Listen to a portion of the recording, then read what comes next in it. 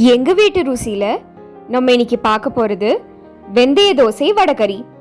முதலில் வெந்தய தோசை பண்றதுக்கு 4 கிளாஸ் புழுங்கல் அரிசி, 3/4 கிளாஸ் உளுத்தம் பருப்பு, ஒரு 3-4 ஸ்பூன் வெந்தயம், இதையெல்லாம் ஒரு 3 மணி நேரம் ஊற வச்சு எடுத்துக்கோங்க.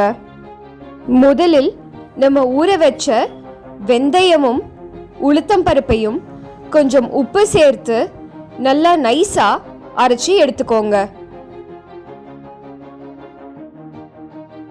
அதன் பிறகு அதே கிரைண்டர்ல நம்ம ஊற வச்ச அரிசியை சேர்த்து கொஞ்சம் கொரன்னு அரைச்சி எடுத்துக்கோங்க.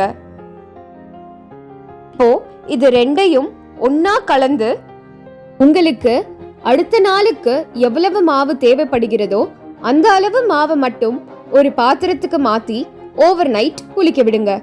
அடுத்த நாள் மாவு நல்லா உப்பி புளிச்சிருக்கும்.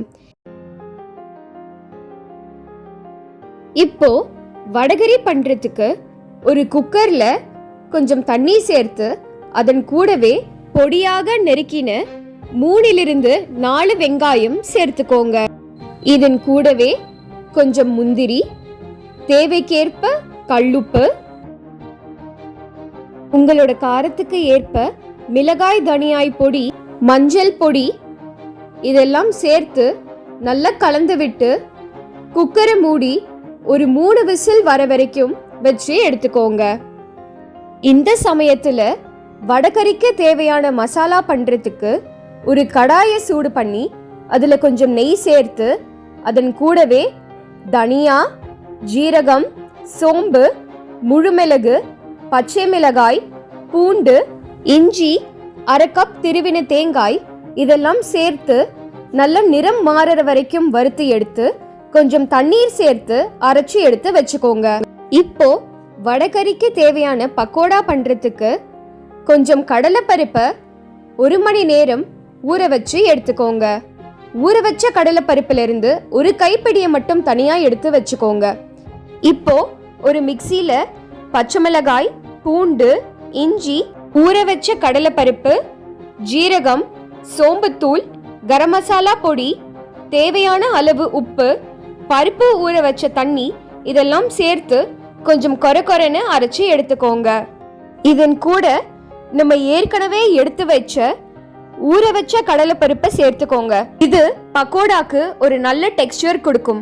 இதன் கூடவே கருவேப்பிலை, பொடியா நறுக்கின வெங்காயம் சேர்த்து கலந்து சூடான எண்ணெயில பக்கோடாக்களை கோல்டன் பிரவுன் ஆகிற வரைக்கும் பொரிச்சு எடுத்துக்கோங்க.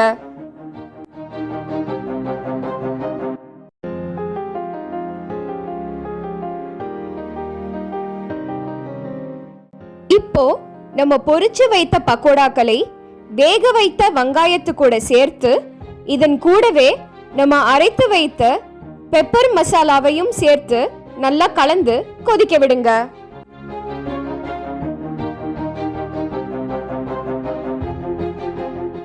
இந்த சமயத்துல வடகரிக்கு தேவையான தாளிப்பு பண்றதுக்கு பக்கோடா வறுத்த எண்ணெயில பிரிஞ்சி இலை, பட்டை, அன்னாச்சி பூ, ஏலக்காய், நீலவாக்குல நறுக்கின பச்சை மிளகாய், கருவேப்பிலை, காஷ்மீரி சில்லி பொடி இதெல்லாம் சேர்த்து நல்லா கலந்து இந்த தாளிப்பை வடகரி கூட சேர்த்து நல்லா கலந்துக்கோங்க.